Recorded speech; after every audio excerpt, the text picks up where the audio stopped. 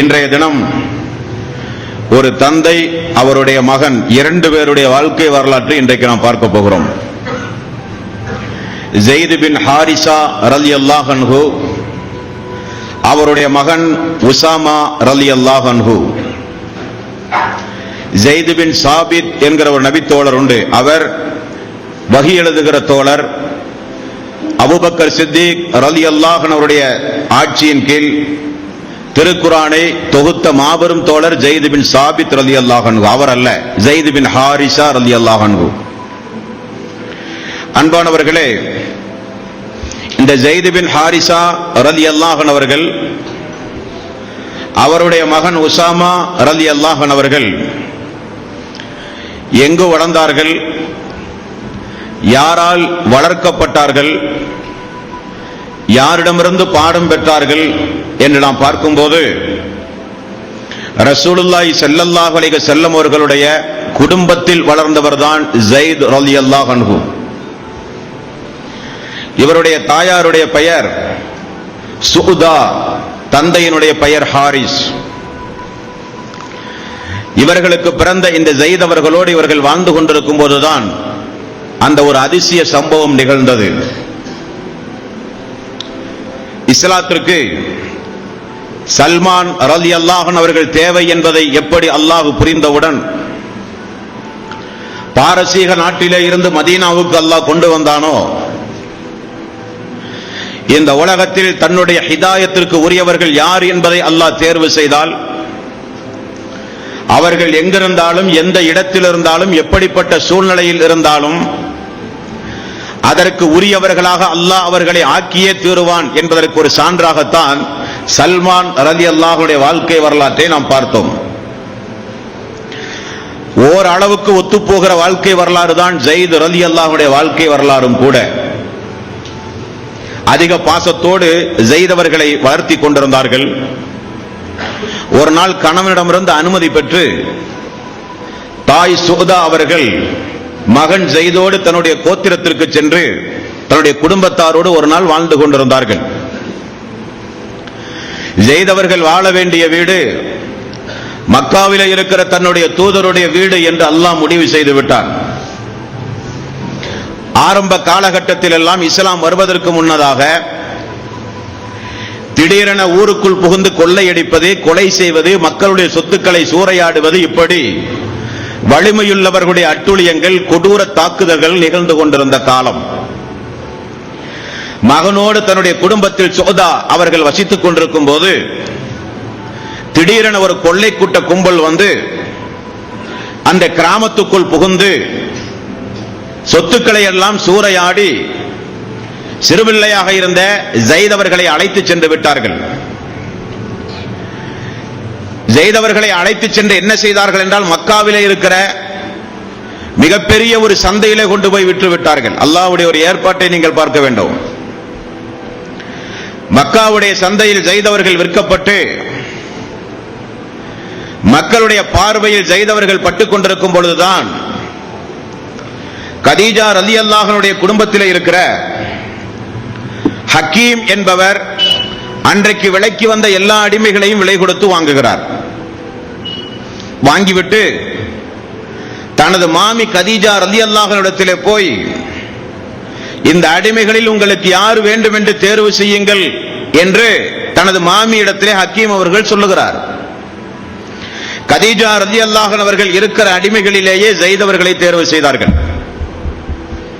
மிகப்பெரிய செல்வ சீமாட்டியாக திகழ்ந்த, பிறகு அல்லாஹ்வுடைய ரசூலால் ஒரு நாள் வீட்டில் அமர்ந்து கொண்டிருக்கும் போது ரசூலுல்லாஹி ஸல்லல்லாஹு அலைஹி வஸல்லம் இடத்திலே ஜிப்ரீல் வந்து சொன்னார், ஜிப்ரீலே, அதோ உம்முடைய மனைவி கதீஜா உங்களுக்கு உணவு எடுத்துக் கொண்டு வருகிறாள், அவர்களுக்கு அல்லாஹ் சலாம் சொன்னதாக சொல்லுங்கள் என்று சொன்ன தாய் கதீஜா ரலியல்லாஹு அன்ஹா. அவர்களுக்கு முத்தாலான ஒரு மாளிகை அல்லாஹ் தஆலா கட்டி வைத்து அந்த அம்மாவை அல்லாஹ் எதிர்பார்க்கிறான் என்று சொல்லுங்கள் என்றார்கள் ஜிப்ரீல் அலைஹிஸ்ஸலாத்து வஸ்ஸலாம். அந்த வீட்டில் வளர்ந்து கொண்டிருக்கிறார்கள் ஸெய்த் ரலியல்லாஹு அன்ஹு. வளர்ந்து வரும் பொழுதுதான் ரசூலுல்லாஹி ஸல்லல்லாஹு அலைஹி வஸல்லம் அவர்களை, இந்த அம்மாவுக்கு 40 வயது, அல்லாஹ்வுடைய ரசூலுக்கு 25 வயது. திருமணம் முடிக்கிறார்கள். திருமணம் முடிக்கும் போது கதீஜா ரலியல்லாஹு அன்ஹா அவர்கள் எப்படி தன்னுடைய எல்லா சொத்துக்களையும் அல்லாஹ்வுடைய ரசூலுக்கு கொடுத்தார்களோ அதே போல ஸைத் அவர்களையும் கொண்டு போய் ஒப்படைத்து, இவர் நாளது தேதி முதல் உங்களுடைய அடிமை, உங்களுடைய பணியாளாக வைத்துக் கொண்டு உங்களுக்கு தேவையானதை எல்லாம் நீங்கள் நடைமுறை செயல்படுத்துங்கள் என்றார்கள். வந்தவுடனே ஸைத் அவர்களை விடுதலை செய்து விட்டார்கள் ரசூலுல்லாஹி ஸல்லல்லாஹு அலைஹி வஸல்லம். சுதந்திரமானவராக அல்லாஹ்வுடைய ரசூலிடத்திலே வளர்ந்தார். ஆனால் வளரும் பொழுது ஸைத் அவர்களுக்கு தெரியாது, உலகத்திற்கெல்லாம் ஒரு முன்மாதிரியான உத்தம தூதருடைய வீட்டில் நாம் வளர்கிறோம் என்று அவருக்கு தெரியாது. காரணம், நபித்துவத்திற்கு முன்னால் நடந்த சம்பவம். அவருக்கு தெரியாது இந்த உலகமே இருள்களில் இருக்கும் போது வெளிச்சத்திற்கு அல்லாஹு தஆலா இந்த தூதரின் மூலம்தான் மனித சமுதாயத்தை கொண்டு வரப்போகிறான் என்று அவருக்கு தெரியாது.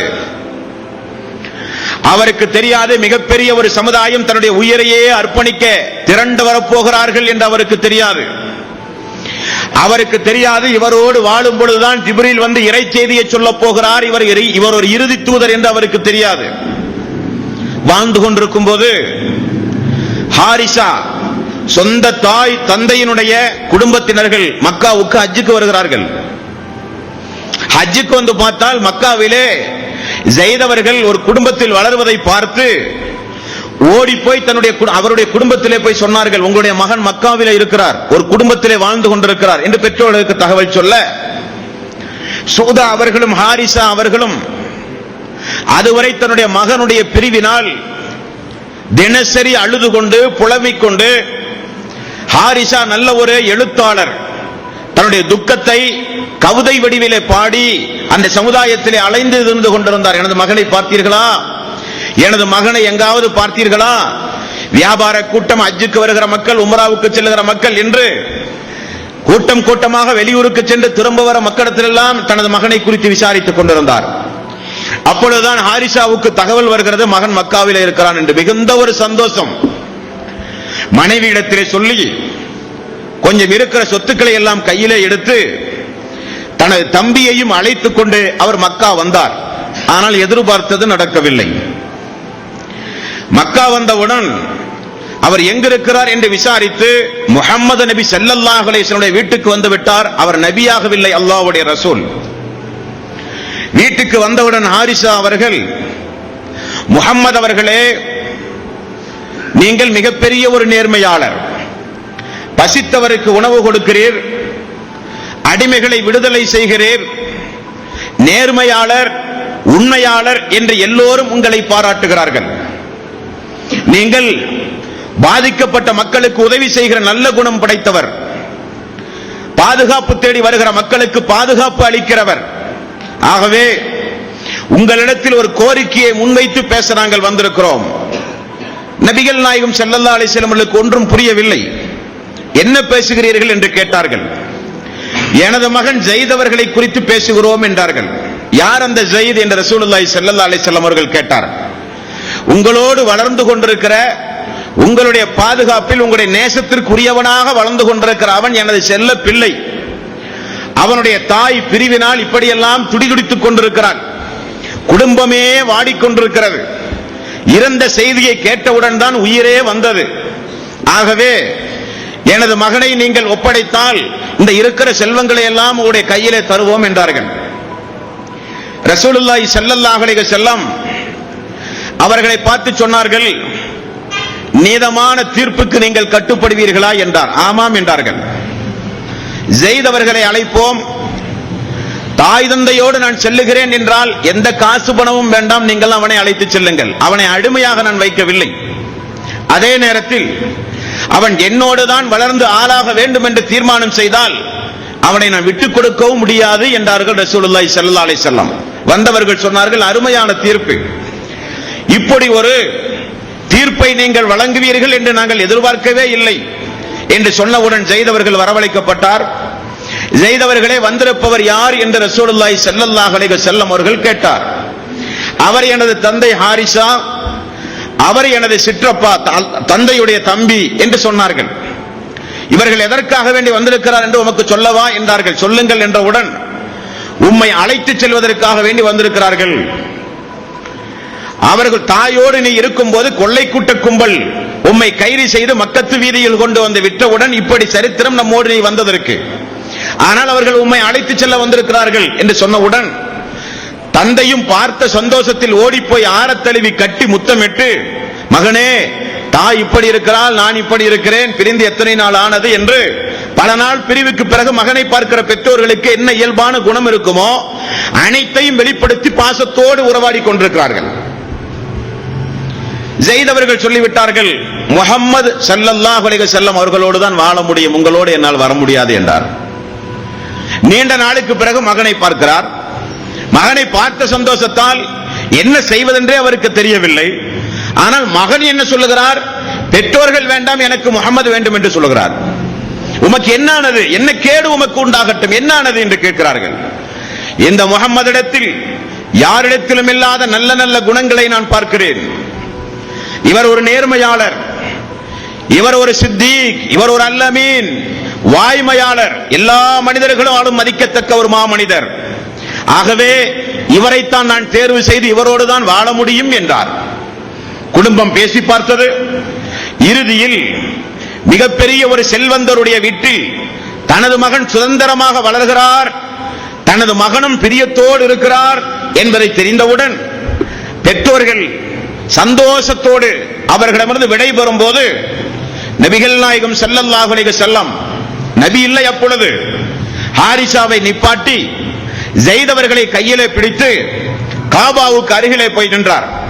குறைஷிகளை தெரிந்து கொள்ளுங்கள், நாளது தேதி முதல் இந்த ஸைத் முஹம்மதுடைய மகன், இந்த ஸைத் நாளது தேதி முதல் முஹம்மதுடைய மகன்.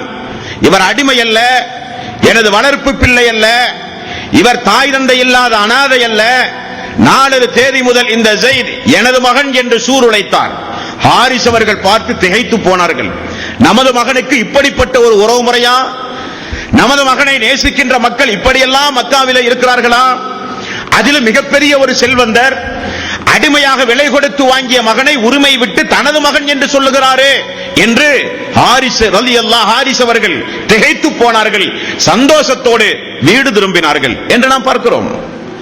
என்ன காரணம் தோழர்களே?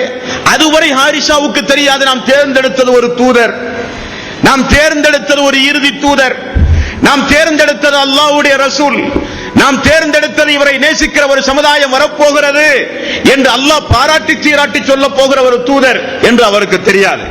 அல்லாஹ்வுடைய ஒரு ஏற்பாட்டை நீங்கள் பாருங்கள் தோழர்களே. அல்லாஹ் தஆலா யாரை இந்த மார்க்கத்திற்கு தேவை என்று முடிவு செய்கிறானோ அவரை அல்லாஹ் தஆலா இப்படியெல்லாம் தேர்வு செய்வான். அஹமது தீதார் கேள்விப்பட்டிருக்கிறீர்களா? ஐரோப்பியா கண்டத்திலே இருந்து பாம்பே வந்து பாம்பே பெருநகர வீதியில் 2-3 மாதத்திற்கு ஒரு முறை மருத்துவக் கல்லூரி மாணவர்கள், சட்டக்கல்லூரி மாணவர்கள் என்று யாரெல்லாம் படித்தவர்கள் இருக்கிறார்களோ அவர்களை எல்லாம் அமர வைத்து அவர் இஸ்லாமிய விளக்க பொதுக்கூட்டம், திருக்குரான் பயிற்சி, இஸ்லாம் அல்லாதவர்களுக்கு எப்படி இஸ்லாத்தை எடுத்துச் சொல்வது என்கிற பயிற்சி முகாம், கிறிஸ்தவர்களோடு எப்படி இஸ்லாத்தை எடுத்துச் சொல்வது, இந்துக்களோடு எப்படி எடுத்துச் சொல்வது என்கிற பயிற்சி முகாம் நடத்த வந்தவர் அஹமது தீதார். 3 மாதத்திற்கு ஒரு முறை இந்தியா, பிறகு 2 மாதத்திற்கு ஒரு முறை, பிறகு மாதத்திற்கு ஒரு முறை அந்த வந்த கூட்டத்தில் மக்களுக்கு தேநீர் எடுத்துக் கொடுக்க, சபை ஒழுங்குகளை பேணி பாதுகாக்க, அந்த அவையை கட்டுக்கோப்பாக வைத்து மக்கள் நல்லபடியாக அந்த செய்தியை கேட்க ஏற்பாடு செய்து கொண்டு வந்தான் மிஸ்டர் ஜாக்கிர் நாயிக். ஆனால் நாள்பட அல்லாஹு தஆலா எங்கிருந்து ஒருவரை கொண்டு வந்து எப்படிப்பட்ட ஒரு நபரை தேர்வு செய்து இன்றைக்கு நான் அவரை உங்களுக்கு சொல்லித் தெரிய வேண்டிய அவசியமில்லை, அல்லாஹு தஆலா அவருக்கு நீண்ட ஆயுளை போட்டுக் கொடுக்க வேண்டும் என்று பிரார்த்தனை செய்வதை தவிர வேறொன்றும் நமக்கு தெரியவில்லை. அப்படி அல்லாஹு தஆலா யாரை எந்த நேரத்தில் எந்த பொந்துக்குள் யார் இருந்தாலும் சரி அல்லாஹ் வீதிக்கு கொண்டு வருவான், தேர்வு செய்வான், உத்தம சீலர்களாக இந்த உலகத்தில் வாழ வைத்து அல்லாஹு தஆலா அழகு வாட்பான் என்பதற்கு உதாரணம் ஸைத் ரலியல்லாஹு அன்ஹு. அவருடைய தாயும் தந்தையும் இருக்கிற ஊர் வேறு. கொள்ளைக்கூட்ட கும்பலால் பிடித்து வரப்பட்டு சந்தையில் விற்கப்பட்டவர் அவர். அவருக்கு இப்படிப்பட்ட ஒரு வாழ்வு கிடைக்கும் என்று அவர் நினைத்து கூட பார்த்ததில்லை. இப்படி ரசூலுல்லாஹி ஸல்லல்லாஹு அலைஹி வஸல்லம் அவர்களோடு வளர்ந்து கொண்டிருக்கும் பொழுதுதான் ஸைத் அவர்களுக்கு ரசூலுல்லாஹி ஸல்லல்லாஹு அலைஹி வஸல்லம் தனது ஆமினா தனது தாய் மரணத்திற்கு பிறகு யாரை எடுத்து வளர்த்தினார்களோ அந்த ஐம் என்று சொல்லப்படுகிற ஒரு பெண்மணி உண்டு. ரசூலுல்லாஹி ஸல்லல்லாஹு அலைஹி வஸல்லம் அவர்களை வளர்த்திய ஒரு தாய். அந்த அம்மாவை ஸைத் அவர்களுக்கு ரசூலுல்லாஹி ஸல்லல்லாஹு அலைஹி வஸல்லம் திருமணம் முடித்து வைக்கிறார்கள். எவ்வளவு பெரிய ஒரு சம்பந்தம் பாருங்கள். தன்னை வளர்த்து ஆளாக்கிய தன்னுடைய தாயை என்றால் மிகப்பெரிய வயதொன்றும் அல்ல, அந்த அம்மாவை வளர்ந்து வருகிற ஸைத் அவர்களுக்கு திருமணம் முடித்து வைக்கிறார். அவர்களுக்கு பிறந்தவர் தான் உஸாமா ரலியல்லாஹு அன்ஹு. எவ்வளவு பெரிய நெருக்கத்திற்கும் எவ்வளவு பெரிய அன்புக்கும் அவர் பாராட்டத்திற்கும் உரியவராக அவர் மாறினார். தோழர்களே, ரசூலுல்லாஹி ஸல்லல்லாஹு அலைஹி வஸல்லம் அவர்களை அல்லாஹ்வுடைய ரசூல் எதுவுமே பேசாமல், அந்த ஹதீஸிலே பாருங்கள், 3 நாள் அவர் இவரை பார்க்கிறார், இவர் அவரை பார்க்கிறார். அப்படித்தான் ஹதீஸிலே வருகிறது. அந்த அல்லாஹ்வுடைய ரசூலை 3 நாள் வெறும் கண்ணால் பார்த்தார். இஸ்லாத்தை தழுவினார். சுமாமா என்கிற ஒரு கைதி, ஒரு போர்க்காலத்தில் பிடித்துக் கொண்டு வரப்பட்ட ஒரு மிகப்பெரிய கோத்திரத்தை சார்ந்த சுமாமா என்கிற ஒரு கைதி, அவரை மதீனாவினுடைய தூணில் மக்கள் கட்டி வைத்தார்கள். ரசூலுல்லாஹி ஸல்லல்லாஹு அலைஹி வஸல்லம் தினசரி பள்ளிக்குள் வரும் பொழுதெல்லாம் அல்லாஹ்வுடைய ரசூலை பார்த்துக் கொண்டே இருப்பார். தொழுகையை பார்ப்பார், மக்களோடு பேசுவதை பார்ப்பார், பாதிக்கப்பட்ட மக்களுக்கு பைத்துல் மாலிலிருந்து வாரி வாரி கொடுக்கிற தாராள உள்ளத்தை பார்ப்பார். திருக்குர்ஆன் விளக்க உரை வகுப்பை கேட்கிறார். அவரோடு ரசூலுல்லாஹி ஸல்லல்லாஹு அலைஹி வஸல்லம் கேட்பதெல்லாம் ஒன்றுதான். வெளியே போகும்போது கேட்பார், சுமாமா எப்படி இருக்கிறீர்கள், நலமா, என்ன முடிவெடுத்திருக்கிறீர்கள்? இதை 3 நாளும் ரசூலுல்லாஹி ஸல்லல்லாஹு அலைஹி வஸல்லம் கேட்பார். சுமாமா சொல்கிறார், முஹம்மது அவர்களே, நீங்கள் என்னை கொல்லுவதாக இருந்தால் அல்லாஹ் மீறி சத்தியமாக சொல்கிறேன், கொலை குற்றத்திற்கு உரியவன் தான் நான். காரணம், நான் நிறைய கொடுமைகளை செய்திருக்கிறேன், நான் செய்யாத அநியாயமே கிடையாது. நீங்கள் என்னை கொன்றால் கொல்வதற்கு உரியவன் தான் நான். அதே நேரத்தில் என்னை நீங்கள் விடுதலை செய்தால் நிச்சயம் நான் உங்களுக்கு வெகுமதிகளை தருவேன், பாராட்டுவேன், என்றைக்கும் உங்களுக்கு எதிராக எந்த நடவடிக்கைகளிலும் நான் இறங்க மாட்டேன் என்கிறார். அல்லாஹ்வுடைய ரசூல் அதை அவரிடத்தில் எதிர்பார்க்கவில்லை. திரும்பவும் சொல்கிறார், 1 நாள் 2 நாள் 3 நாள், 4வது நாள் ரசூலுல்லாஹி ஸல்லல்லாஹு அலைஹி வஸல்லம் சுமாமாவை அவிழ்த்து விடுங்கள் என்று சொல்கிறார். மக்கள் ஏன் எதற்கு என்று தெரியாமல் சுமாமாவை போய் அவிழ்த்து விடுகிறார்கள். சுமாமா ஓடி போய் குளித்து ரசூலுல்லாஹி ஸல்லல்லாஹு அலைஹி வஸல்லமுக்கு முன்னிலையிலே வந்து அஷ்ஹது அல்லா இலாஹா இல்லல்லாஹ் அஷ்ஹது அன்ன முஹம்மதர் ரசூலுல்லாஹ் என்று இஸ்லாத்தை ஏற்றுக்கொண்டு அவர் சொன்ன வாசகம் என்ன தெரியுமா? என்ன வாசகம்? முஹம்மது அவர்களே, உங்களுடைய முகத்தை போல ஒரு வெறுப்புக்குரிய முகம் எனக்கு உலகத்தில் வேறொன்றும் கிடையாது. உங்களுடைய பேச்சை போல வெறுப்புக்குரிய ஒரு பேச்சு வேறு எதுவுமே கிடையாது. உங்களுடைய மார்க்கத்தை போல வெறுப்புக்குரிய ஒரு மார்க்கம் வேறொன்றும் கிடையாது. ஆனால் நாளொரு தேதி முதல் உலகத்து மக்களை காட்டிலும் உங்களை நேசிக்கிறேன். உங்களது முகத்தை காட்டிலும் நேசமான ஒரு முகம் எனக்கு கிடையாது. உங்களுடைய மார்க்கத்தை காட்டிலும் வேறு மார்க்கம் எனக்கு கிடையாது என்று சொன்னவுடன், அல்லாஹ்வுடைய ரசூலே, நான் உம்ரா செய்ய நிய்யத்து வைத்திருக்கும் போது உமது தோழர்கள் என்னை கைது செய்து விட்டார்கள். ஆகவே இஸ்லாத்தை தழுவிய இதோ இப்பொழுது நான் உம்ரா செய்ய போகிறேன் என்று சொன்ன வரலாறு ஹதீஸ்களிலே பார்க்கிறோம். என்ன பாடம்? அல்லாஹ்வுடைய ரசூலை பொறுத்தவரையில் அவரோடு நெருங்கி பழகிய யாரும் இஸ்லாத்தை ஏற்காமல் இல்லை. அபூ தாலிப் அவர் இஸ்லாத்தை ஏற்பதாக முழுக்க முழுக்க உள்ளத்தில் நியத்து வைத்திருந்தார். ஆனால் குடும்ப பாரம்பரியம், அவர்களோடு இருக்கிற குறைசிகளோடு இருக்கிற நட்பு, எல்லோரும் நம்முடைய தலைமுறையே இயேசுவார்களே முகமதுடைய மார்க்கத்தை பின்பற்றினால் என்று சொல்லி ஒரு சில உலக பிரச்சனைக்காக வேண்டி இஸ்லாத்தை ஏற்றுக்கொள்ளவில்லையே தவிர அல்லாஹ்வுடைய ரசூலுடைய பெரிய தந்தை, சிறிய தந்தை, அவருடைய மக்கள், குடும்பம் எல்லோரும் ரசூலுல்லாஹி ஸல்லல்லாஹு அலைஹி வஸல்லம் அவர்களை நேசித்தார்கள்.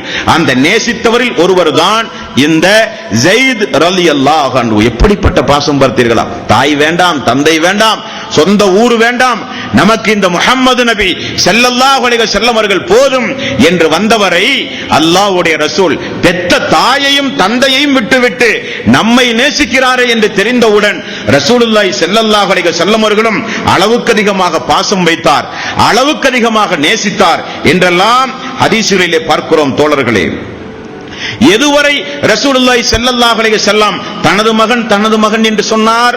அவர் நபியான பிறகு அல்லாஹு தஆலா 39வது அத்தியாயத்தின் 5வது வசனத்தை அல்லாஹு தஆலா அருளினான். நபியே, இறை விசுவாசிகளே, நீங்கள் தெரிந்து கொள்ளுங்கள், யாரையும் அவரவர்களுடைய தந்தையினுடைய பெயரை சொல்லித்தான் நீங்கள் அழைக்க வேண்டும். அவர்களுடைய தந்தைகள் இல்லாவிட்டால் உங்களோடு வாழ்ந்து கொண்டிருக்கிற மக்கள் உங்களுக்கு இஸ்லாமிய அடிப்படையில் சகோதரர்கள் ஆனே தவிர சொந்த மகன் கிடையாது என்கிற ஆயத் இறக்கப்படும் வரை ரசூலுல்லாஹி ஸல்லல்லாஹு அலைஹி வஸல்லம் ஸைத் ரலியல்லாஹு அன்ஹு அவர்களை முஹம்மதுடைய மகன் என்று சொல்லி பாராட்டி சீராட்டி வளர்த்தார் என்கிற செய்தி புகாரியில் 4782வது நபிமொழியாக நீங்கள் பார்க்கலாம். அன்பானவர்களே, இந்த ஸைத் ரலியல்லாஹு அன்ஹு அவர்கள் நபிகள் நாயகம் ஸல்லல்லாஹு அலைஹி வஸல்லம் அவர்களோடு வாழ்ந்து கொண்டிருக்கும் போதே நபியான பிறகு ஒரு சம்பவத்தை சொல்லுகிறார். ஒரு நாள் நான் அல்லாஹ்வுடைய ரசூலோடு அமர்ந்து கொண்டிருந்தேன். அலி ரலியல்லாஹு அன்ஹு அவர்கள் ஓடி வந்து பதட்டப்பட்டு அது போன்ற ஒரு முக்கிய செய்தியை அவர் இதுநாள் வரை அவர் சொன்னதே கிடையாது. அந்த அளவுக்கு அழுதவராக சோகப்பட்டு தேம்பி ஒரு செய்தியை அவர் சொன்னார். என்ன செய்தி? யா ரசூலல்லாஹ், உங்களுடைய பெரிய தந்தை ஹம்சா அவர்கள் எனது 2 ஒட்டகத்தை அறுத்து அவர் குடிபோதையில் வெட்டி சாய்த்து விட்டார் என்று சொல்லப்படும். ரசூலுல்லாஹி ஸல்லல்லாஹு அலைஹி வஸல்லம் ஓடி போய் பார்த்தால் மதுபானம் அருந்துகிற சபையில் ஹம்சா அவர்கள் இருந்து கொண்டிருந்தார்கள். ஒட்டகமோ செத்து கிடக்கிறது கீழே. அலி ரலியல்லாஹு அன்ஹுவுக்கு இருக்கிற சொத்திலே மிகப்பெரிய சொத்து அந்த சொத்து தான். குடிபோதையால் மக்கள் எல்லாம் அதையும் இதையும் சொல்லி ஆக்ரோஷப்படுத்தி ஹம்சா அவர்கள் அந்த காரியத்தை செய்திருந்தார். ஹம்சா அவர்களிடத்திலே ரசூலுல்லாஹி ஸல்லல்லாஹு அலைஹி வஸல்லம் போய் கொஞ்சம் கடுமையாக பேசினார். ஹம்சா அவர்கள் எனது குடும்பத்தினுடைய அடிமைகள் தானே நீங்கள் என்று திரும்ப ஏசினார். ரசூலுல்லாஹி ஸல்லல்லாஹு அலைஹி வஸல்லம் அந்த நேரத்தில் அவர் போதையில் இருக்கிறார் என்பதை தெரிந்து மௌனமாகவே இருந்தார் என்கிற ஒரு சுவாரஸ்யமான சம்பவம் கூட வருகிறது மார்க்கத்தில். எப்படிப்பட்டவர்கள் எல்லாம் அல்லாஹ் தஆலா தேர்வு செய்திருக்கிறான் பார்த்தீர்களா? மதுபானத்திற்கு அடிமையாக இருந்தவர்கள், நரக நெருப்பினுடைய கரை ஓரத்திலே இருந்தவர்கள், சிறு பிள்ளை. ரசூலுல்லாஹி ஸல்லல்லாஹு அலைஹி வஸல்லம் ஒரு நாள் சுப்ஹானல்லாஹ் எப்படிப்பட்டவர்கள் எல்லாம் அல்லாஹ் தஆலா அந்த மார்க்கத்திற்கு கொண்டு வருகிறான் என்பதற்கு ஒரு உதாரணம். ரசூலுல்லாஹி ஸல்லல்லாஹு அலைஹி வஸல்லம் அறியாமை கால மக்களிடத்திலே ஃபஜ்ருக்கு பிறகு எப்படி எல்லாம் நீங்கள் அறியாமை காலத்தில் இருந்தீர்கள் என்று கேட்பார்கள். ஒரு மனிதர் சொன்னதை ரசூலுல்லாஹ் கேட்டு அழுது திரும்பவும் ஒரு முறை சொல்லுங்கள் என்று சொல்லுகிற அளவுக்கு ஒரு சம்பவம் உண்டு. யா ரசூலல்லாஹ், எனக்கு ஒரு பெண் குழந்தை இருந்தது. அந்த பெண் குழந்தை எனக்கு பிறந்தவுடனே அதை சந்தர்ப்பம் கிடைக்கும் போது எப்படியாவது கொலை செய்ய வேண்டும் என்று நான் தீர்மானித்துக் கொண்டே இருந்தேன். அந்த குழந்தையோ நான் கூப்பிடுகிற இடத்துக்கெல்லாம் தந்தையே தந்தையே என்று ஓடி வரும். நான் அவர் மீது பாசம் செலுத்துவதை போல நடித்தேன். அந்த குழந்தையோ என்னுடைய உள் அர்த்தம் என்னவென்று தெரியாமல் என்னை அளவுக்கு அதிகமாக பாசம் செலுத்தி என்னோடு நேசத்தோடு வாழ்ந்து கொண்டிருந்தது. யார சொல்லலாம், ஒரு நாள் கொல்வதாக முடிவு செய்து விட்டேன். காரணம், பெண் குழந்தை பிறந்தால் சமுதாயத்தில் நம்ம யாரும் மதிக்க மாட்டார்கள். பெண் குழந்தை பிறந்தால் சமுதாயத்தில் வெட்டி தலைகுனிந்து வாழ வேண்டிய சூழ்நிலை. பெண் குழந்தை பிறந்தால் பிறந்தவுடனே உயிரோடே கொலை செய்கிற காலம் அந்த காலம். அப்படிப்பட்ட நேரத்தில் நான் ஒரு கிணற்றுக்கு அருகிலே போய் நின்று கொண்டு மகளே என்று அழைத்தேன். பாசத்தோடு எனது குழந்தை தந்தையே என்று ஓடி வந்தது. பிடித்து கிணத்திலே தூக்கி வீசினேன். யார சொல்லலாம், எனது குழந்தை தந்தையே தந்தையே என்று உயிர் கடைசி நிமிடம் வரை என்னை அழைத்தது. பார்த்து கொண்டே நின்றேனே தவிர எனது உள்ளத்தில் பாதுகாக்க வேண்டும் என்கிற எண்ணமில்லை. யார சொல்லலாம் என்றார்கள். ரசூலுல்லாஹி ஸல்லல்லாஹு அலைஹி வஸல்லம் அவர்களை நான் பார்த்தேன். அவர் அழுகிற சப்தம் கேட்டது. தலையை உயர்த்தி மீண்டும் அந்த சம்பவத்தை ஒரு முறை சொல்லுங்கள் என்று ரசூலுல்லாஹி ஸல்லல்லாஹு அலைஹி வஸல்லம் அவர்கள் சொல்ல கேட்டார் என்று ஹதீஸிலே பார்க்கிறோம். என்றால் இப்படிப்பட்டவர்களை எல்லாம் அல்லாஹ் தஆலா இஸ்லாத்திற்குள் இணைய வைத்து சொர்க்க தங்கங்களாக அல்லாஹ் தஆலா மாற்றினான் என்கிற செய்தி புகாரியில் 4003வது நபிமொழியாக நீங்கள் பார்க்கலாம். ஹம்சா அவருடைய வாழ்க்கை வரலாறு சம்பந்தப்பட்ட விஷயம். அதே போல ரசூலுல்லாஹி ஸல்லல்லாஹு அலைஹி வஸல்லம் மக்காவுடைய வெற்றி ஒரு வரலாற்று சிறப்பு வாய்ந்த ஒரு வெற்றி. அந்த வெற்றியில் ரசூலுல்லாஹி ஸல்லல்லாஹு அலைஹி வஸல்லம் எல்லோருக்கும் பொது மன்னிப்பு வழங்கினார். பிரம்மாண்டமான ஒரு கூட்டத்தோடு மக்காவுக்குள் நுழைந்தார். கொஞ்சம் கூட ரத்தம் சிந்தாமல், எந்த ஒரு அடிதடியும் இல்லாமல், யாருக்கும் ஒரு சிறிய காயம் கூட இல்லாமல் அல்லாஹ் தஆலா மிகப்பெரிய ஒரு வெற்றியை மக்காவிலே ரசூலுல்லாஹி ஸல்லல்லாஹு அலைஹி வஸல்லம் அவர்களுக்கு கொடுத்தான். ஆனால் அங்கே ஒரு சுவாரஸ்யமான சம்பவம் உண்டு. எந்த ஹம்சா அவர்களை இந்த ஸைத் அவர்கள் குடிபோதையில் பார்த்தாரோ அந்த ஹம்சா அவர்கள் இஸ்லாத்திற்குள் இணைந்து உஹது போர்க்களத்தில் மிகப்பெரிய ஒரு ஷஹீதாக மாறியவுடன் மக்காவுக்கு வந்து பார்த்தால் ஸைத் அவர்கள் சொல்லுகிறார், மக்காவுக்கு வந்து பார்த்தால் இந்த ஹம்சா அவர்கள் ஒரு அனாதை குழந்தையை எடுத்து வளர்த்து வந்தது எங்களுக்கு தெரிய வந்தது. ரசூலுல்லாஹி ஸல்லல்லாஹு அலைஹி வஸல்லம் அவர்களை பார்த்தவுடன் அந்த குழந்தை சிறிய தந்தையே என்று சொல்லி ஓடி வந்து ரசூலுல்லாஹி ஸல்லல்லாஹு அலைஹி வஸல்லம் அவர்களை கட்டி தழுவி முத்தமிட்டது. உடனே நான் ஜெயித் அவர்கள் சொல்லுகிறார், உடனே நான், அல்லாஹ்வுடைய ரசூலே, இந்த குழந்தையை எனக்கு தாருங்கள், நான் வளர்த்துகிறேன். எனது அம்சாவுடைய, உங்களுடைய பெரிய தந்தையினுடைய இந்த குழந்தையை எனக்கு தாருங்கள், நான் வளர்த்துகிறேன் என்றார். என்ன காரணம்? என்ன காரணம்? அல்லாஹ்வுடைய ரசூல் நம்மை வளர்த்தி இருக்கும் போது, அல்லாஹ்வுடைய ரசூல் என்று தெரியாமலேயே நாம் வளர்ந்திருக்கும் போது, இன்றைக்கு இவ்வளவு பெரிய ஒரு சாம்ராஜ்யத்திற்கு சொந்தக்காரர் என்று நமக்கு தெரியும் போது, நம்மை அல்லாஹ்வுடைய ரசூல் வளர்த்தினாரா இல்லையா? நாம் அவருடைய குடும்பத்தில் இருக்கிற ஒரு பிள்ளையை நாம் வளர்த்துவோமே என்று சொல்லி அலி ரலியல்லாஹு அன்ஹு, ஜாபிர் ரலியல்லாஹு அன்ஹு, நானும் அல்லாஹ்வுடைய ரசூலிடத்திலே போட்டி போட்டோம். ஹம்சாவால் வளர்க்கப்பட்ட குழந்தை எனக்கு தாருங்கள் யா ரசூலல்லாஹ், எனக்கு தாருங்கள் யா ரசூலல்லாஹ் என்று சொல்லி போட்டி போட்டோம். ரசூலுல்லாஹி ஸல்லல்லாஹு அலைஹி வஸல்லம் ஜாபிர் ரலியல்லாஹுடைய கையிலே ஒப்படைத்து அலி அவர்களை பார்த்து, நான் உங்களை எந்த அளவுக்கு நேசிக்கிறேன் என்று உங்களுக்கு தெரியாதா? என்னை பார்த்து அல்லாஹ்வுடைய ரசூல் சொன்னார்கள், ஜெயிதே, நீங்கள் எனது மகன் என்று நான் அறிவிப்பு செய்யவில்லையா? எந்த அளவுக்கு உங்களை நான் நேசித்திருக்கிறேன் என்று உங்களுக்கு தெரியாதா என்று அல்லாஹ்வுடைய ரசூல் என்னிடத்திலும் சொன்னார் என்கிற செய்தி புகாரியில் 4251வது நபிமொழியாக நீங்கள் பார்க்கலாம். தோழர்களே, அன்பானவர்களே, ரசூலுல்லாஹி ஸல்லல்லாஹு அலைஹி வஸல்லம் அவர்களுக்கு இறக்கப்பட்ட திருக்குர்ஆனில் பெயர் சொல்லப்பட்ட ஒரு சில நபித்தோழர்கள் உண்டு. நேரடியாக பெயர் சொல்லப்பட்ட நபித்தோழர் 33வது அத்தியாயத்தின் 37வது வசனத்தை எடுத்து பார்த்தால், ஜெயித் என்கிற ஒரு பெயரை அல்லாஹு தஆலா ஒரு சம்பவத்திலே குறிப்பிடுகிற அளவுக்கு மேன்மைக்குரிய தோழர் இந்த தோழர். குர்ஆனிலே நபித்தோடைய பெயரை பார்க்க முடியாது. முஹாஜிர்கள், அன்சாரிகள் என்று அல்லாஹு தஆலா பாராட்டி சீராட்டி சொல்லுவான். ஆரம்ப காலகட்டத்தில் இஸ்லாத்தை ஏற்றவருடைய தியாகத்தை யாரும் அடைய முடியாது என்று அல்லாஹு தஆலா சொல்லுவான். ஆனால் ஜெயித் என்கிற பெயரை குர்ஆனில் 33வது அத்தியாயத்தின் 37வது வசனத்திலே நீங்கள் பார்க்கலாம். அது ஒரு சம்பவம் உண்டு. என்ன சம்பவம்? ரசூலுல்லாஹி ஸல்லல்லாஹு அலைஹி வஸல்லம் வளர்ப்பு மகன் ஜெயித் அவர்களை வளர்த்தி கொண்டிருக்கும் போது, வளர்ப்பு மக்களுக்கு சொத்தில் பங்குண்டு என்கிற ஒரு சட்டம் குறைஷிகளிடத்தில் இருந்தது, ஒரு பழக்கம் இருந்தது. வளர்ப்பு மகனுடைய மனைவியை திருமணம் செய்வது தடுக்கப்பட்டிருந்தது அன்றைய கால மக்கள் மத்தியில். அல்லாஹு தஆலா என்ன செய்கிறான்? வளர்ப்பு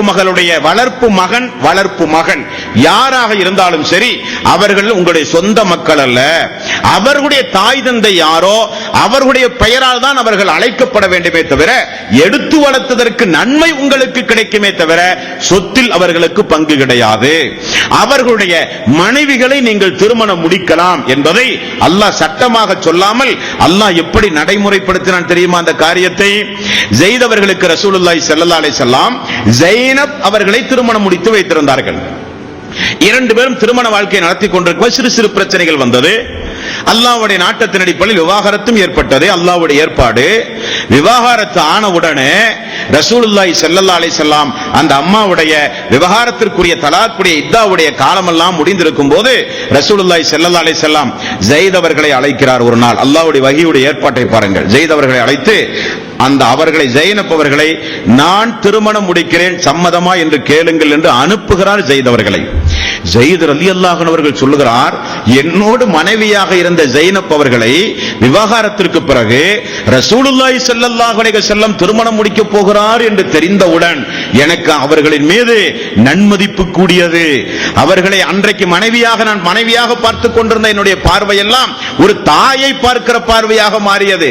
நான் வீட்டுக்குள் போனால் அந்த அம்மா மாவரைத்துக் கொண்டிருந்தார்கள். நான் முதுகை திருப்பி நின்று கொண்டு ரசூலுல்லாஹி ஸல்லல்லாஹு அலைஹி வஸல்லம் உங்களை திருமணம் முடிப்பதாக எண்ணுகிறார்கள் என்று நான் சொன்னவுடன் ஜைனப்புடைய வார்த்தையை பாருங்கள். அல்லாஹு தஆலா என் விஷயத்தில் ஒரு முடிவு அறிவிக்காத வரை நான் திருமணம் முடிக்க முடியாது என்கிறார்கள். உடனே அல்லாஹு தஆலா அவனுடைய அருள்மறையாம் திருமறை குர்ஆனில் 33வது அத்தியாயத்தின் 37வது வசனத்தை அல்லாஹு தஆலா அருளி ஜெயித் அவர்களை மணவெழுக்கு செய்ய ஏற்பாடு செய்து உம்மை நான் அல்லாஹ்வுடைய ரசூலுக்கு திருமணம் முடித்து கொடுத்தேன் என்று அல்லாஹ் ஆயத்தை இறக்கினார். ஜைனப் ரலியல்லாஹு அன்ஹா அவர்கள் மரணிக்கின்றவரை சொல்லுவார்கள், எல்லா மனைவிமார்களிடத்திலும் உங்களுடைய பெற்றோர்கள் மனம் முடித்துக் கொடுத்தார்கள் அல்லாஹ்வுடைய ரசூலுக்கு, ஆனால் என்னை அல்லாஹ் திருமணம் முடித்துக் கொடுத்தான். இந்த ஆயத்தின் மூலம் அல்லாஹ் திருமணம் முடித்துக் கொடுத்தான் என்று ரசூலுல்லாஹி ஸல்லல்லாஹு அலைஹி வஸல்லம் ஜைனப் அவர்களை திருமணம் முடிக்க சம்மதம் கேட்க சென்றவர் அல்லாஹ்வுடைய ரசூலுடைய வீட்டில் வளர்ந்த ஜெயித் ரலியல்லாஹு அன்ஹு அவர்கள். அந்த அளவுக்கு நெருக்கமான ஒரு தோழர் ஜெயித் ரலியல்லாஹு அன்ஹு. நபிகள் நாயகம் ஸல்லல்லாஹு அலைஹி வஸல்லம் காலத்தில் முஸ்லிம் என்கிற நபிமொழி தொகுப்பில் 2798வது நபிமொழியாக இந்த திருமண சம்பவத்தை நீங்கள் பார்க்கலாம். அடுத்தது பாருங்கள், ஸைத் அவர்களை ரசூலுல்லாஹி ஸல்லல்லாஹு அலைஹி வஸல்லம் போருக்கு தளபதியாக நியமித்து போருக்கு அனுப்புகிறார்கள். அனுப்பும்போது அல்லாஹ்வுடைய ரசூல் சொல்கிறார், இந்த போரில் ஸைத் அவர்கள் தான் தளபதி, கொடியை அவர்தான் பிடிக்க வேண்டும். அவர் மரணித்தால் ஜாபிர் ரலியல்லாஹு அன்ஹு அவர்கள் அந்த கொடியை தாங்க வேண்டும். அவர் மரணித்தால் அப்துல்லா பின் ரவாஹா அந்த கொடியை தாங்கி பிடிக்க வேண்டும். அவர் தலைமையில் மக்கள் போர் தொடுக்க வேண்டும் என்று சொல்லுகிறார். போர் நடந்து கொண்டிருக்கிறது. ரசூலுல்லாஹி ஸல்லல்லாஹு அலைஹி வஸல்லம் மதீனாவிலே இருக்கிறார். இதில் நீங்கள் கவனிக்கப்பட வேண்டிய விஷயம் என்னவென்றால், அந்த போரிலே இந்த உசாமாவும் உண்டு, வாப்பாவும் உண்டு, மகனும் உண்டு. உசாமாவுடைய சரித்திரம் பின்னர் வரப்போகிறது.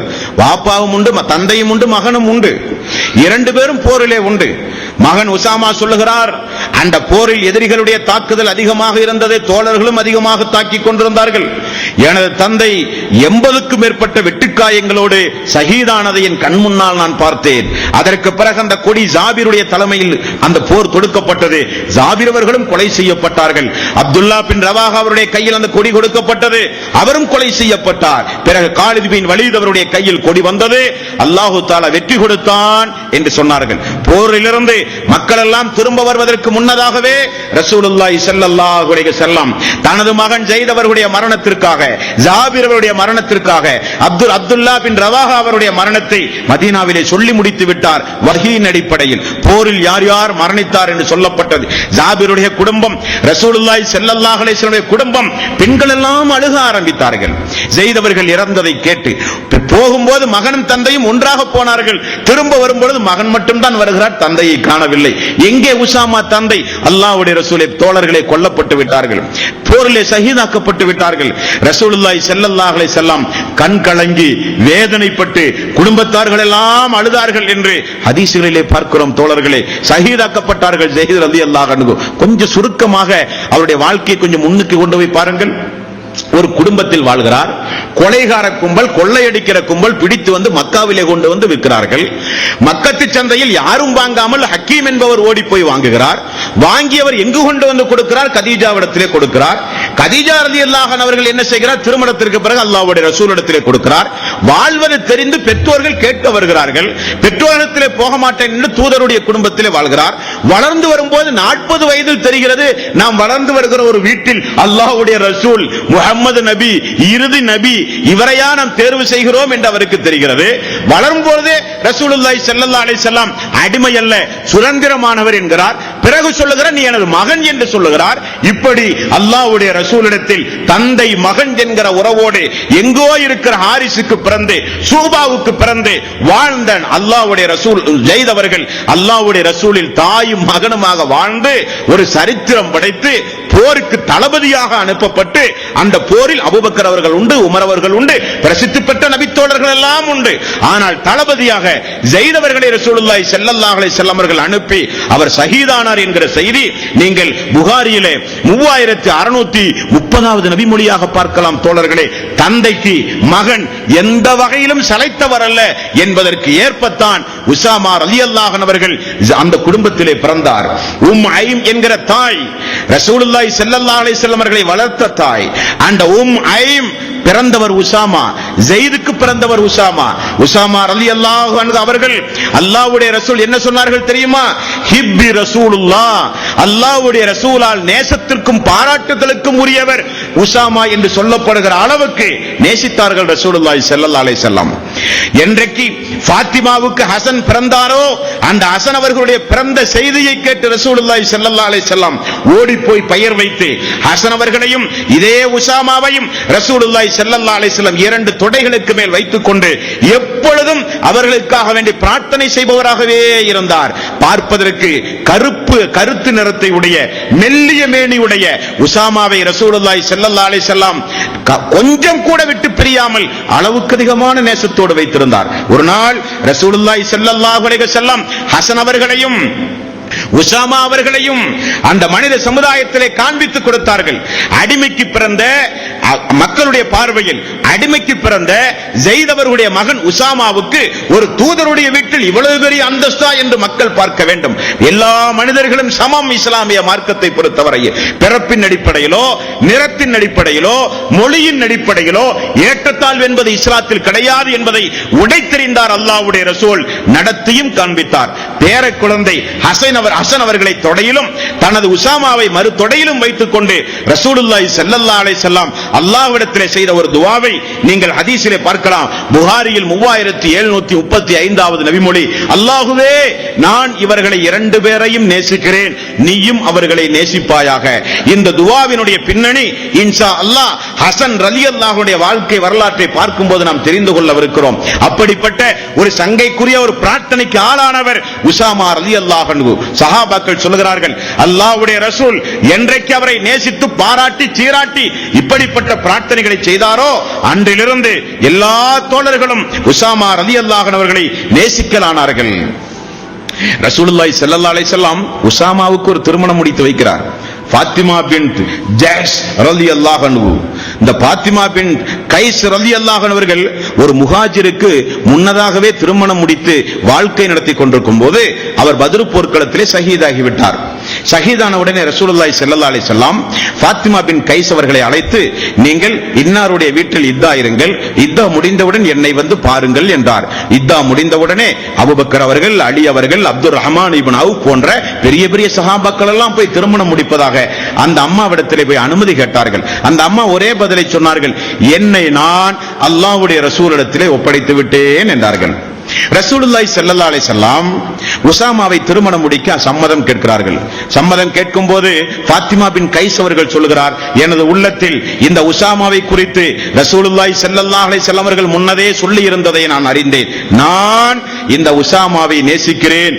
என்னை நேசிக்கிறவர்கள் யாராவது இருந்தால் தெரிந்து கொள்ளுங்கள், நீங்களும் இந்த உசாமாவை நேசிக்க வேண்டும் என்று ரசூலுல்லாஹி ஸல்லல்லாஹு அலைஹி வஸல்லம் சொன்னதை நான் அறிந்திருக்கிறேன் என்று சொல்லி அந்த அம்மா மூத்த சஹாபாக்கள் வந்து திருமணம் முடிக்க அனுமதி கேட்ட பிறகும் கூட அனுமதி மறுத்து அல்லாஹ்வுடைய ரசூல் சொன்ன இந்த உசாமாவை பாத்திமா பின் கைஸ் ரலியல்லாஹு அன்ஹு அவர்கள் திருமணம் முடித்தார்கள்.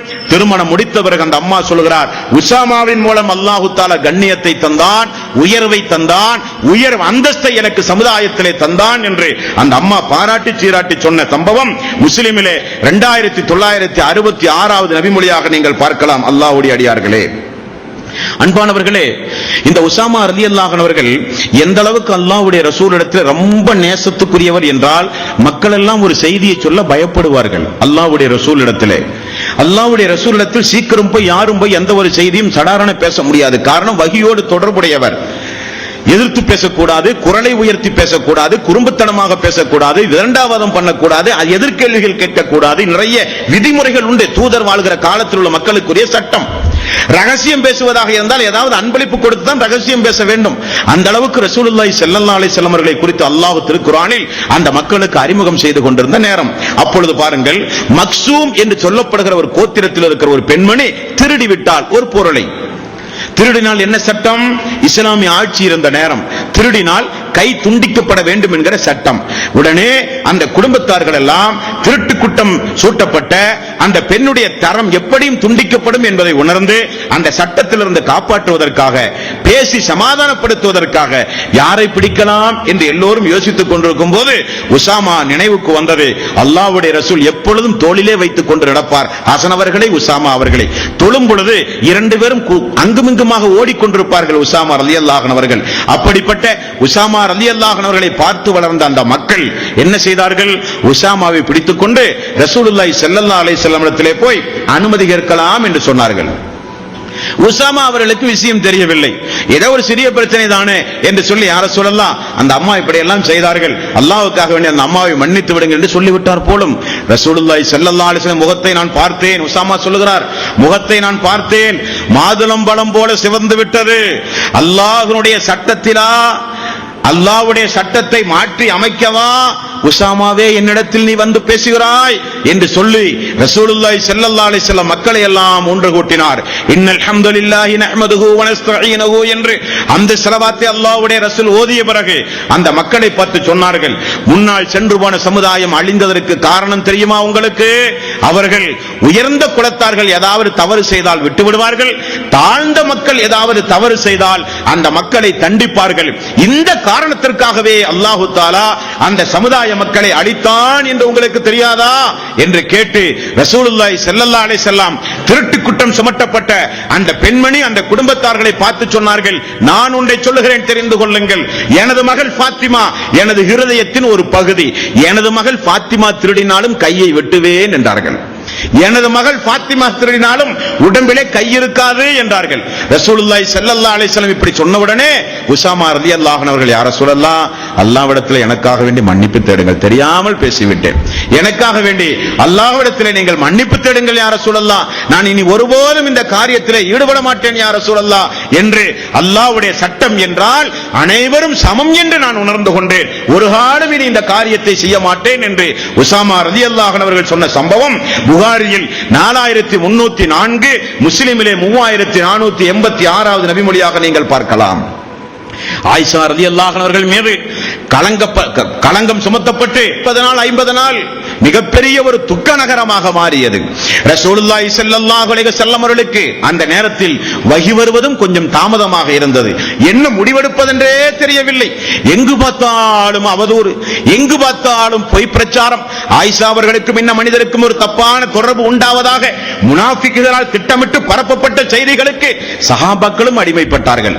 மிஸ்தாஹ் என்று சொல்லப்படுகிற அபூபக்கர் அவருடைய வீட்டிலே வளர்ந்து ஆளாகிற ஒரு பத்ர் போர்க்களத்தில் பங்கெடுத்த ஒரு நபித்தோழரும் சேர்ந்து அந்த அவதூறு பிரச்சாரத்தில் ஈடுபட்டார் என்று தெரிந்தவுடன் ஆயிஷா ரலியல்லாஹு அன்ஹா அவர்களுடைய இருதயமே வெடித்து போய்விட்டது என்றார்கள்.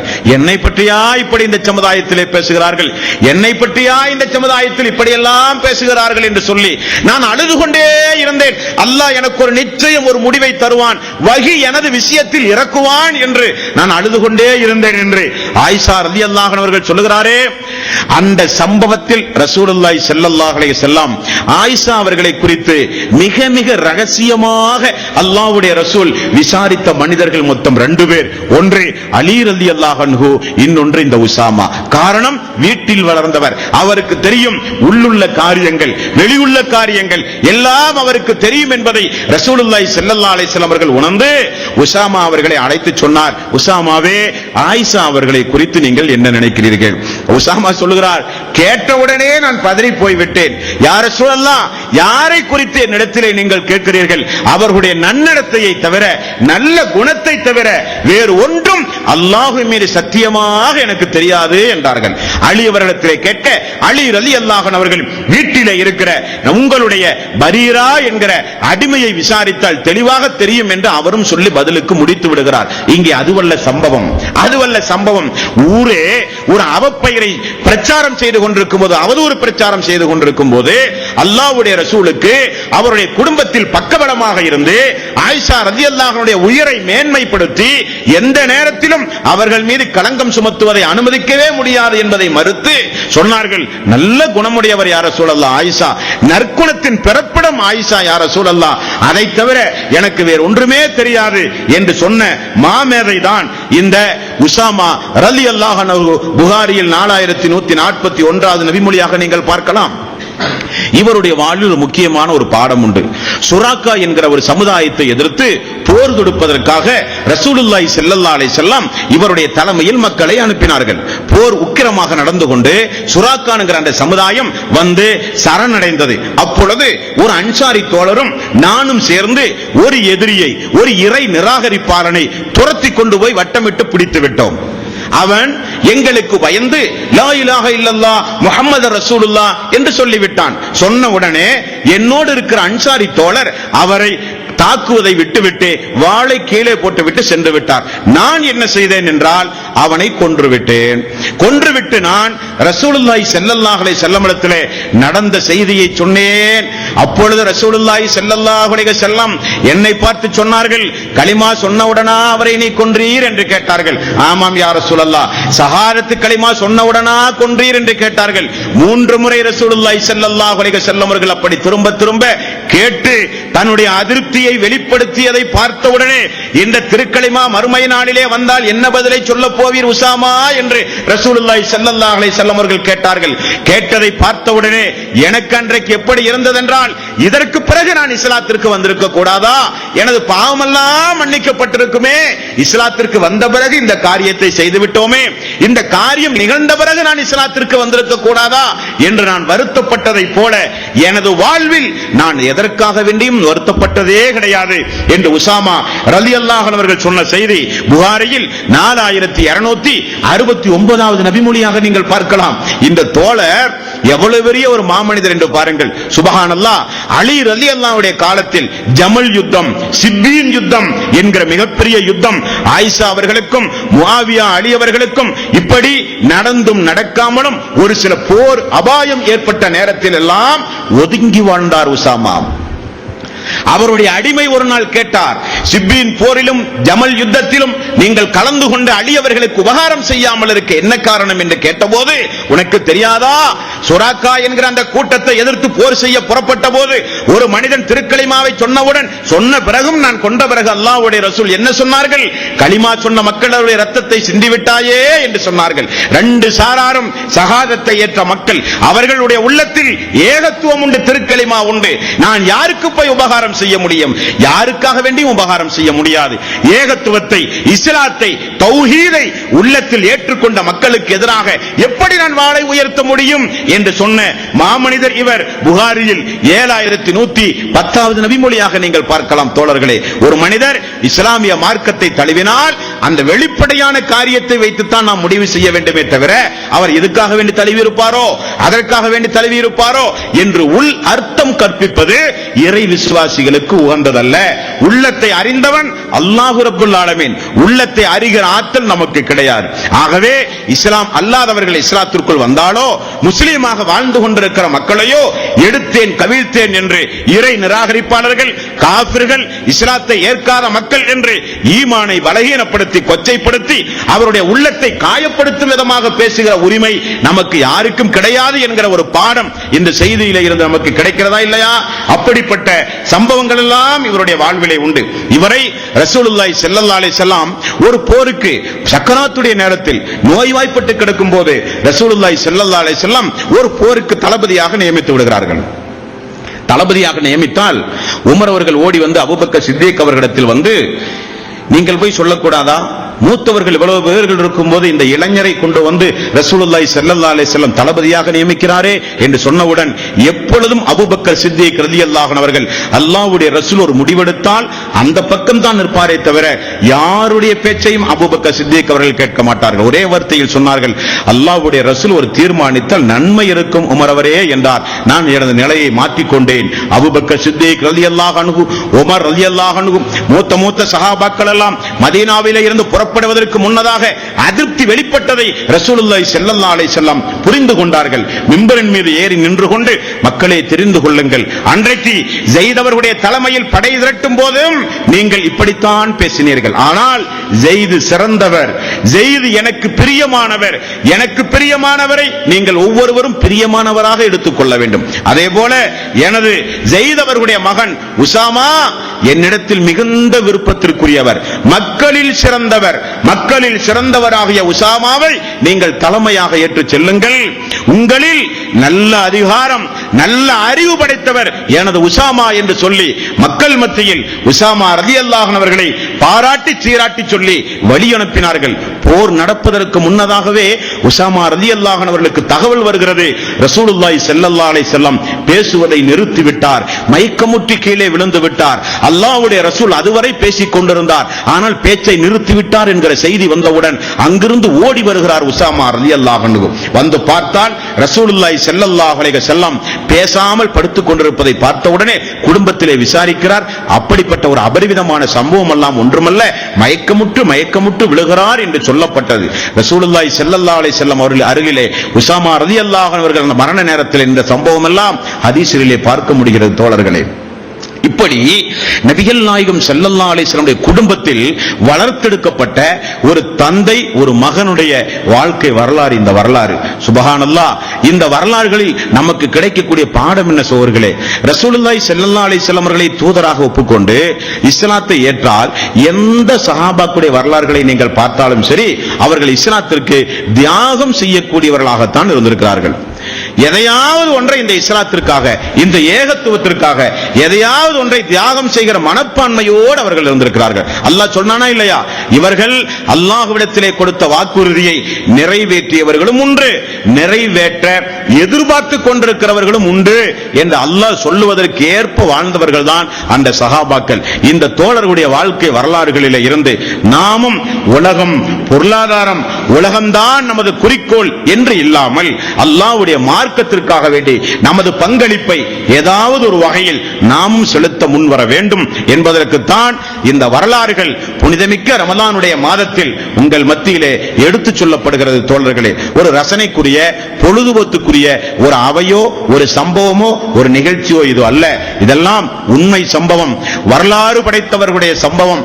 அல்லாஹ்வே பாராட்டி சீராட்டி சொல்லப்பட்ட உத்தம நபியின் உன்னத தோழர்களுடைய வாழ்க்கை வரலாறு இந்த வரலாறு. இந்த வரலாறுகள் திரும்ப திரும்ப மக்களுடைய உள்ளங்களிலே பதியப்பட வேண்டும். ஆரம்பத்தில் நான் சொன்னதை போல இந்த தோழர்களுடைய பெயர்களை நமது குடும்பங்களிலே வைத்து மனமாற வாயார நாம் வாழ்த்த வேண்டும்.